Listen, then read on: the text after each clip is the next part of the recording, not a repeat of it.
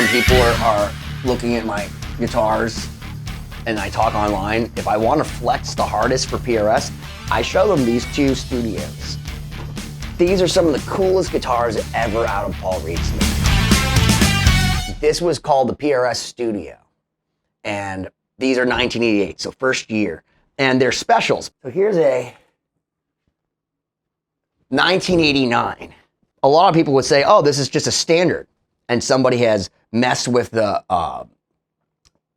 tone instead of the sweet switch. But in fact, in 1988, they came out, I think it's from 88 to 89 maybe, with the special, which is basically a standard 24 with a wide, thin neck and a tone knob instead of a sweet switch. These are 1988 Studio specials because the Studio normally came with the sweet switch.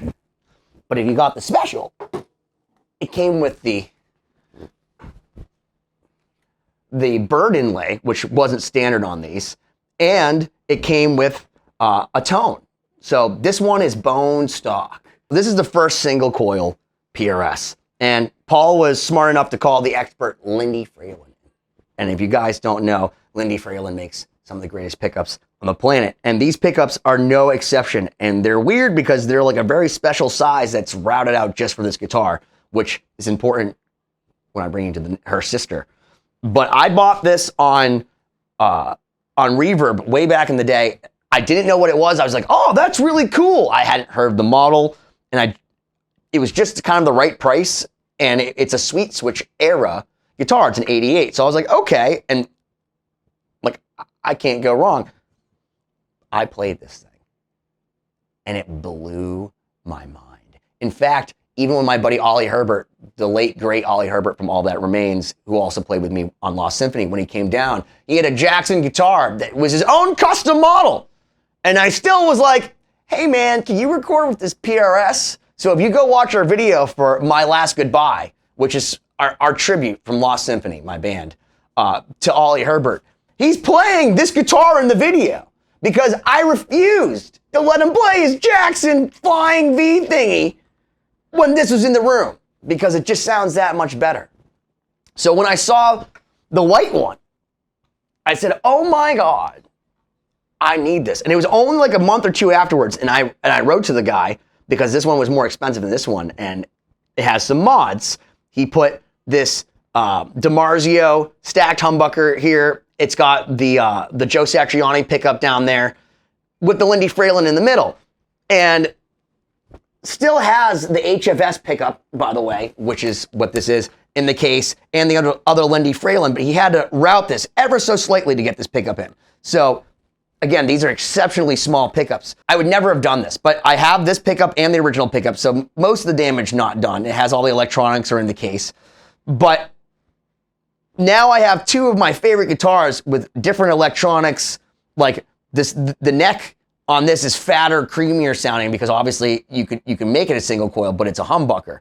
And in this case, kicks in the split coil, so you can actually split this where you can't do it on that one, and kick in the third. So whereas that one's wired to have the third kind of kick in different, you have to literally manually kick in the third because it's only a three-way toggle on this. Which, by the way, I like better myself, but I would never have done this. The funny part is when I got this guitar, the guy had it up for more money than the one I bought just a few months before that was all original. And I told him that. And he was like, yeah, well, prove it to me. And I sent him like a screenshot. And he goes, okay. And he gave it to me cheaper. So I basically already got a stupid deal on the other one. And then I was like, he's like, well, if you could prove to me you really got it. And so I sent him a screenshot. He's like, okay, I guess you're right. I guess that's what they're going for. And since then, I have not seen another studio special with the Birds from 88. Not one for sale. And the ones that I have seen come for sale are usually pretty expensive, but you don't see a lot of them from this time period. I know that Paul has re-released the Studio, and they have these crazy pickups that are all like, I don't feel that that's the same model as this. It doesn't feel the same to me. So there's like the Sweet Switch era, Short Heedle era Studio, and then there's like the re-release, relaunch with the crazy fucking pickups. Like, I don't feel like that ever really caught on. I'm sure it's a great guitar, but it didn't appeal to me because I love the actual Lindy Fralin single coils on this. And it's just a little bit different. When I play a PRS, these are just my favorites. And it's funny because of all the PRSs that I have, these are the ones that on all the PRS sites, when I post it, that everyone just goes, are those two studios in the back? Because the other thing is, I don't know the exact numbers, but I don't think they made more than maybe 100 in each color or something, maybe a little bit more. These are hyper rare guitars. They do limited editions of 1,000, 2,000, 500. There's probably less than 100 of these each floating around, especially considering that most of these have the sweet switch and not all of them have the birds. So to have them with the birds and with the upgrade and the wide thin neck, which is really for me, the bee's knees, it's kind of all I've ever wanted from PRS. And I can plug these in and show you exactly what I mean, because there's just something magic to these guitars. And even though the HFS pickup is not like my favorite, in this guitar, it is. And the Lindy Fralins, like, you just have to hear them to believe them. And no, I would not have modded this guitar, but because I do have it modded already, let's hear the difference. Someone said that to me in a group. They're like, why don't you play anything clean? Because I don't really feel like it.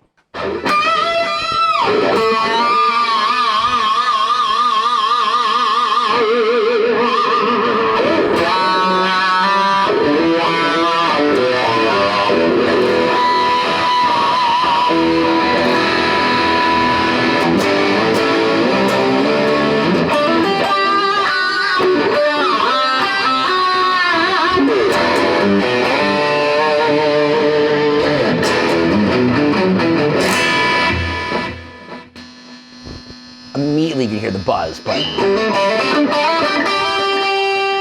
wasn't that, guys. I have a PRS.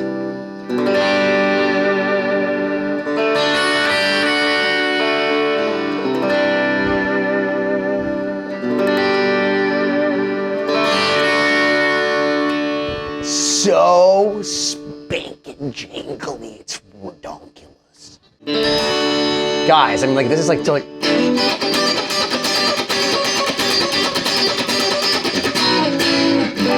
Like the Nile Rodgers, Prince baby making music. And now here's the neck.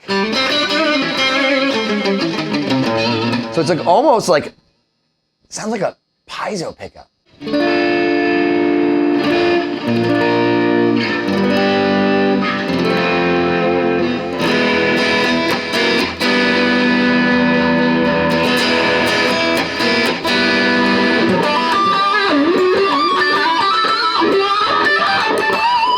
Can you hear the Brazilian rosewood, man? Can you hear it? It smells like chocolate. And just so you know, you can't hear it because it doesn't make a difference. But it is Brazilian rosewood and it's fucking awesome! And let's try this other amazingly rare.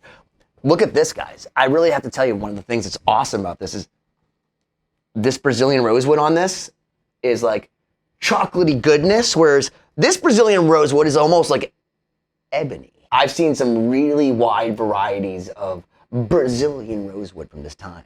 And these are from the same year, totally different looking pieces of wood. My only critique about that is that when you go in anything other than lead, kill, die territory, it's a little bit thin. So like you are 1,000,000% in Strat territory all the time or Telecaster territory. This guy was smart in that if you're gonna mod this, at least make it useful. So first off, the HFS versus the J-Mo, the J-Flow, the Satch pickup.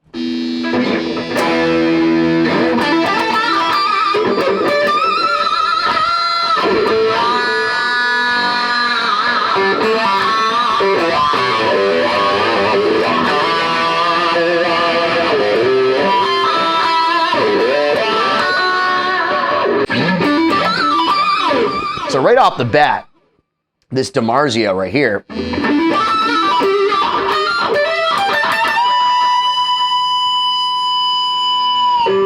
more butter.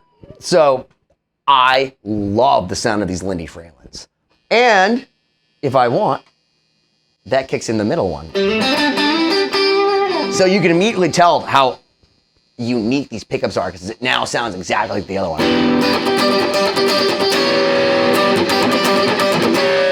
If we go to the lead pickup, it's now with this one and tapped.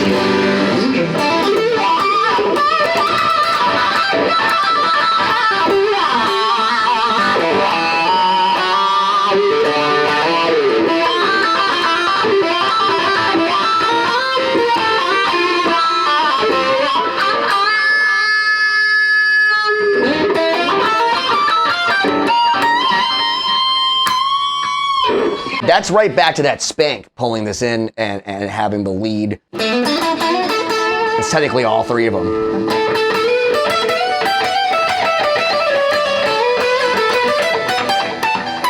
So I'm curious which one you guys like better. First off, we're both first years. They both have the birds.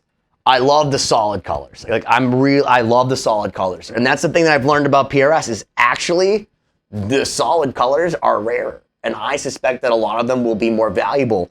Like the 85 canary yellow going around, or there's like a 86 seafoam.